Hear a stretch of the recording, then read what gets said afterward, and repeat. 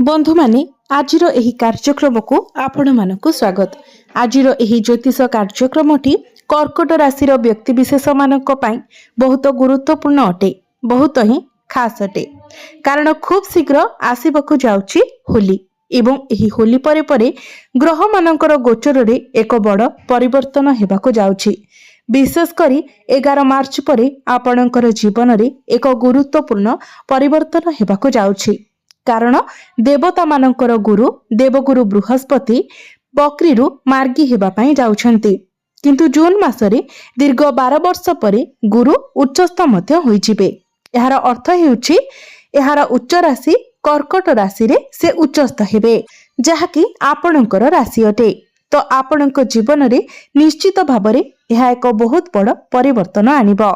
तेबे आपणक पई केउ केउ भविष्यवाणी रहिछि, सेगुड़िक आपणक पई नकारात्मक ना सकारात्मक, आपणक जीवन रे कोन सब घटिबाकु जाउछि, केउ सब बड़ परिवर्तन आपणक जीवन रे हेबाकु जाउछि, से विषय रे आजिर एही भिडियो रे आमे माने विस्तार भाबरे आलोचना करिबा। सेथि पई आपणकर जदि कर्कट राशि होई थाए तो भिडियोटी को स्किप न करी शेष पर्यंत निश्चय देखंतु एवं भिडियोटी को लाइक करी चैनलटी को सब्सक्राइब करि दियंतु। कमेंट बॉक्स रे भक्ति एवं श्रद्धार सहित जय श्री जगन्नाथ जय मां लक्ष्मी निश्चय लिखंतु। तो बंधु माने आसंतु आरंभ करिबा आजिरो एही कार्यक्रम को, जहा आपणकर जन्म राशि तथा चंद्र राशि उपरे आधारित अटे।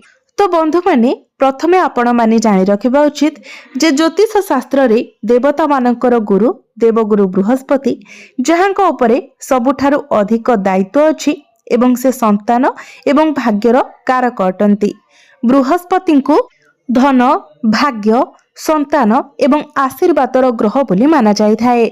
गोटिए स्त्री पाई बृहस्पति को स्वामींकर कारक बोली मध्य विवेचना करा जाय। बृहस्पति धनर मध्य कारक ग्रह अटंती। तेबे 11 मार्च रु 2026 अक्टोबर पर्यंत आपणकर जीवन रे एक बड़ परिवर्तन हेबाकु जाउछि।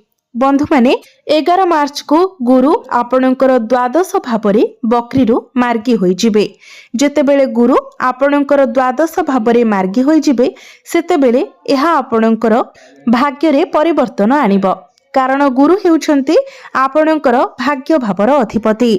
तो पूर्वर आपण जे भी कार्य करुथिले सेथिरे आपण कंफ्यूज होई जाउथिले, आपण ठीक भावरे डिसिजन नै पारु नथिले, आपणकर मन भितरे एक प्रकारर भय एवं शंका रहुथिला। कारण बृहस्पति आपणकर भाग्य भावर कारक होई आपणकर भाग्य भावर अधिपति होई आपणक कुंडलीर द्वादश भावरे बकरी अवस्था थिले। द्वादश भावटी को कुंडली रे भलो बोली माना जाय न थाए, एहाको खर्च एवं क्षतिर गृह बोली माना जाय थाए। तो आपण निश्चित भावरे लक्ष्य करिथिबे जे किछि समय पाई 2025 रे गत 4 मास धरी आपणकर खर्च रे वृद्धि होईछि। कोनोसी काम रे आपण ठीक भावरे ध्यान देई पारु नाहंती, किबा आपण बहुत किछि करिबाकु चाहुचंती किंतु आपण कंफ्यूज होई जाउचंती। सेही काम को समाप्त करिबारे आपण आपणकर मन रे अनेक किछि भय आसुछि। तेबे जेतेबेले मार्च 11 तारिख रे गुरु आपणकर बकरी मार्गी होई जिबे तो आपणक जीवन रे एक विराट बड़ सकारात्मक परिवर्तन आसिबो। दीर्घ 12 वर्ष परे गुरु आपणक कुंडली रे उच्चस्थ हेबा पई जाउछंती, आपणकर प्रथम भाव को प्रवेश करिबा पई जाउछंती।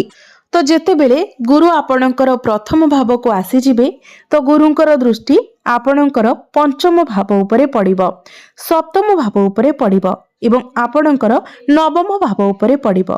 तो जेतेबेले गुरु प्रथम भावरे प्रवेश करिवे तो तांकर प्रभाव उल्लेखनीय साब्यस्त हेबो।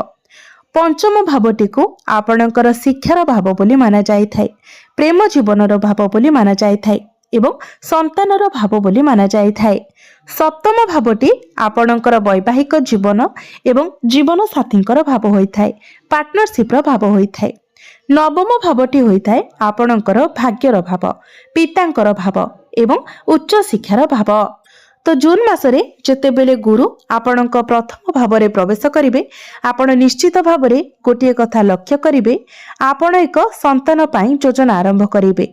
जदि आपणक निकटरे ସନ୍ତାନ ନଥିଲେ ଆପଣ ଅନେକ ଚେଷ୍ଟା କରିବା ପରେ ମଧ୍ୟ ଆପଣଙ୍କୁ ସନ୍ତାନ ସୁଖ ମିଳିପାରୁନଥିଲା, ତ ଏହି ସମୟରେ ଆପଣଙ୍କୁ ସନ୍ତାନ ସୁଖ ପ୍ରାପ୍ତି ହେବ। ଏହି ସମୟଟି ଫ୍ୟାମିଲି ପ୍ଲାନିଂ ପାଇଁ ବହୁତ ଭଲ ରହିବ। କିମ୍ବା ଯଦି ଆପଣଙ୍କର ସନ୍ତାନ ଅଛନ୍ତି ତ ସନ୍ତାନଙ୍କ ତରଫରୁ ଆପଣଙ୍କୁ କିଛି ବଡ଼ ଖୁସି ଖବର ମଧ୍ୟ ମିଳିପାରେ। ତ ଆପଣ ଏଠାରେ ଆପଣଙ୍କ ସନ୍ତାନଙ୍କର ଶିକ୍ଷା, ସେମାନଙ୍କର ସ୍ୱାସ୍ଥ୍ୟ ଇତ୍ୟାଦି ବିଷୟରେ ଏକ ବହୁତ ସକାରାତ୍ମକ ପରିବର୍ତ୍ତନ ନିଶ୍ଚିତ ଭାବରେ ଦେଖିବେ। ଯେତେବେଳେ ଗୁରୁଙ୍କର ଶୁଭ ଦୃଷ୍ଟି ଆପଣଙ୍କର ପଞ୍ଚମ ଭାବ ଉପରେ ପଡ଼ିବ, ତ ଯଦି ଆପଣ ଜଣେ ଛାତ୍ର ଅଟନ୍ତି କିମ୍ବା ଅବିବାହିତ ଅଛନ୍ତି କିମ୍ବା ଶିକ୍ଷା ଗ୍ରହଣ କରୁଛନ୍ତି, ତେବେ ଏହା ଛାତ୍ରମାନଙ୍କ ପାଇଁ ବହୁତ ଭଲ ରହିବ। କାରଣ ପଞ୍ଚମ ଭାବଟି ଆପଣଙ୍କର ଶିକ୍ଷାର ଭାବ ଅଟେ ଏବଂ ବୃହସ୍ପତିଙ୍କର ଉଚ୍ଚ ଦୃଷ୍ଟି ଆପଣଙ୍କ ଭିତରେ କେତେ ଶକ୍ତି ଅଛି, ଆପଣ କେତେ ଶକ୍ତିଶାଳୀ ଅଛନ୍ତି ତାହା ଦର୍ଶାଇବ। କାରଣ ଗୁରୁ ଏଠାରେ ବହୁତ ଶକ୍ତିଶାଳୀ ହୋଇଯିବେ।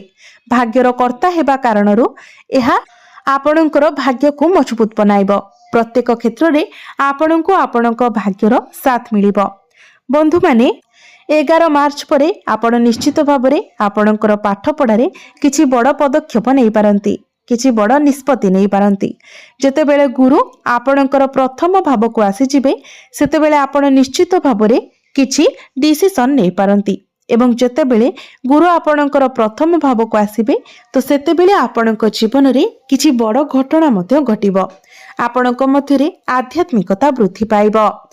ଆପଣ କୌଣସି ଆଧ୍ୟାତ୍ମିକ ସ୍ଥାନକୁ ଯାତ୍ରା କରିପାରନ୍ତି, କିଛି ସାମାଜିକ କାର୍ଯ୍ୟକଳାପରେ ଯୋଗ ଦେଇପାରନ୍ତି, ଆପଣ କାହାକୁ ସାହାଯ୍ୟ କରିପାରନ୍ତି। ଯେତେବେଳେ ଗୁରୁ ଆପଣଙ୍କର ପ୍ରଥମ ଭାବକୁ ଆସିବେ, ଆପଣଙ୍କୁ ନିଶ୍ଚିତ ଭାବରେ ଜଣେ ଗୁରୁଙ୍କର ସମର୍ଥନ ମିଳିବ। ଯେତେବେଳେ ଗୁରୁ ଆପଣଙ୍କର ପ୍ରଥମ ଭାବକୁ ଆସିବେ, ଆପଣଙ୍କୁ ନିଶ୍ଚିତ ଭାବରେ ଏପରି ଜଣେ ଗୁରୁ ମିଳିବେ ଯିଏ ଆପଣଙ୍କୁ ସଠିକ ମାର୍ଗ ଦେଖାଇବେ, ସଠିକ ପରାମର୍ଶ ଦେବେ। କେବଳ ପରାମର୍ଶ ନୁହେଁ, ଆପଣ ସେମାନଙ୍କର ପରାମର୍ଶରୁ ବହୁତ ଲାଭ ମଧ୍ୟ ପାଇପାରିବେ। ବୃହସ୍ପତିଙ୍କର ସପ୍ତମ ଦୃଷ୍ଟି ଆପଣଙ୍କର ସପ୍ତମ ଭାବ ଉପରେ ପଡ଼ିବ। ତ ସପ୍ତମ ଭାବଟି ହେଉଛି ବୈବାହିକ ଜୀବନର ଭାବ। ତେଣୁ 2026 ମାର୍ଚ୍ଚ 11 ତାରିଖ ଠାରୁ ଆପଣଙ୍କର ବୈବାହିକ ଜୀବନରେ ଏକ ବହୁତ ଭଲ ଶୁଭ ସମୟର ଆରମ୍ଭ ହେବ। ଯଦି ପୂର୍ବରୁ ଆପଣଙ୍କର ବୈବାହିକ ଜୀବନରେ କୌଣସି ପ୍ରକାରର ଅଶାନ୍ତି ଲାଗି ରହିଥିଲା, ତ ସେସବୁ ଦୂର ହୋଇଯିବ। ଯଦି ଆପଣ କିଛି ପାର୍ଟନରସିପ୍ ବିଜନେସ୍ ଷ୍ଟାର୍ଟ କରିବାକୁ ଚାହୁଁଥିଲେ, ତାହା ଆପଣ କରିପାରିବେ। କିମ୍ବା ବିଜନେସ୍ରେ ଆପଣଙ୍କୁ ପ୍ରଫିଟ୍ ମିଳିବ। ଆପଣଙ୍କର ଡେଲି ଇନକମ୍ରେ ବୃଦ୍ଧି ଦେଖିବାକୁ ପାଇବେ। ଆପଣଙ୍କର ଫାଇନାନ୍ସିଆଲ ଗ୍ରୋଥ୍ ହେବ। ଆପଣ ଏକ୍ସଟ୍ରା ଇନକମ୍ ସୋର୍ସ ବିଷୟରେ ମଧ୍ୟ ଚିନ୍ତା କରିବେ। ଯେଉଁମାନଙ୍କର ବିବାହ ବୟସ ହୋଇଯାଇଥିଲେ ମଧ୍ୟ ବିବାହ ହୋଇପାରୁନଥିଲା, ତ ସେମାନଙ୍କ ପାଇଁ ଶୁଭ ସମୟ ଆସିଯିବ। 11 ମାର୍ଚ୍ଚ ପରେ ଆପଣଙ୍କର ବିବାହ ଯୋଗ ଖୋଲିଯିବ ଏବଂ ବିବାହ ମଧ୍ୟ ଆପଣଙ୍କର ସ୍ଥିର ହୋଇଯିବ। ଆପଣ ଆପଣଙ୍କର ପରିବେଶରେ ଏକ ବହୁତ ଭଲ ପରିବର୍ତ୍ତନ ଦେଖିବେ। କେବଳ ଆପଣଙ୍କ ପରିବେଶରେ ନୁହେଁ, ଆପଣ ଆପଣଙ୍କ ନିଜ ସ୍ୱଭାବରେ ମଧ୍ୟ ଏକ ଗୁରୁତ୍ୱପୂର୍ଣ୍ଣ ପରିବର୍ତ୍ତନ ଦେଖିବାକୁ ପାଇବେ। ଯେତେବେଳେ ଗୁରୁ ଚନ୍ଦ୍ରମାଙ୍କ ଉପରେ ଗୋଚର କରିଥାନ୍ତି, ସେତେବେଳେ ଏହାକୁ ଗଜକେଶରୀ ଯୋଗ ବୋଲି କୁହାଯାଇଥାଏ। ତ ଆପଣଙ୍କ କୁଣ୍ଡଳୀରେ ଗଜକେଶରୀ ଯୋଗର ନିର୍ମାଣ ହେବ।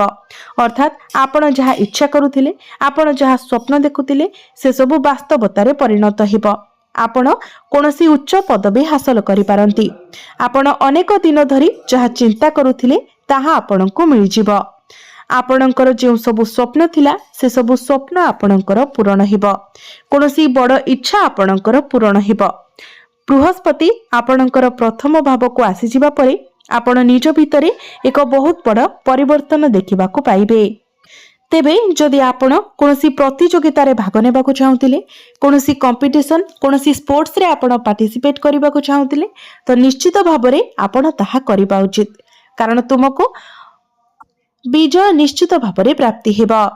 ଯେହେତୁ ଗୁରୁଙ୍କର ଉଚ୍ଚ ଦୃଷ୍ଟି ତାଙ୍କର ନିଜସ୍ୱ ଗୃହ ଭାଗ୍ୟ ଭାବ ଉପରେ ପଡୁଛି, ତ ପ୍ରତ୍ୟେକ କ୍ଷେତ୍ରରେ ଆପଣଙ୍କୁ ଆପଣଙ୍କ ଭାଗ୍ୟର ସାଥ ମିଳିବ ଏବଂ ଭାଗ୍ୟ ବଳରେ ଆପଣ ଅନେକ କିଛି ହାସଲ କରିପାରିବେ। ଅଳ୍ପ ପରିଶ୍ରମରେ ଆପଣଙ୍କୁ ଅଧିକ ସଫଳତା ପ୍ରାପ୍ତି ହେବ। ତ ନିଶ୍ଚିତ ଭାବରେ 11 ମାର୍ଚ୍ଚ ଠାରୁ ଆପଣଙ୍କ ଜୀବନରେ ଏକ ବହୁତ ବଡ଼ ପରିବର୍ତ୍ତନ ଆସିବାକୁ ଯାଉଛି। ଆପଣଙ୍କର ଅନେକ ଆଶା, ଅନେକ ସ୍ୱପ୍ନ ପୂରଣ ହେବାକୁ ଯାଉଛି। ତ ଆପଣ କିଛି ଚିନ୍ତା ନ କରି, ମନରେ କିଛି ଭୟ ନ ରଖି, ଶଙ୍କା ନ ରଖି ଆପଣଙ୍କର କର୍ମ ପଥରେ ଆଗେଇ ଚାଲନ୍ତୁ। ତ ଏବେ ଆସନ୍ତୁ ଜାଣିବା କିଛି ପ୍ରତିକାର ବିଷୟରେ जो प्रतिकार गुड़िक करने द्वारा आपण को अधिक मात्रा शुभ फल प्राप्ति हेब। तो सेथिपाई आपण प्रत्येक दिन चंद्रमांकर बीज मंत्र 108 थर जप करंतु। संध्या परे आपण चंद्रमांकर बीज मंत्र जप करिवे एवं प्रत्येक दिन आपण उदित सूर्य को तंबा पात्र रे जल अर्पण करंतु। प्रत्येक दिन हनुमान चालीसार पाठ करंतु एवं प्रत्येक दिन आदित्य हृदय स्तोत्रर पाठ करंतु। यह आपणक पई बहुत मंगलकारी साब्यस्त हेब। तो बंधु माने आपणकर जीवन मंगलमय हो, यह ही ईश्वरक निकटरे मोर प्रार्थना।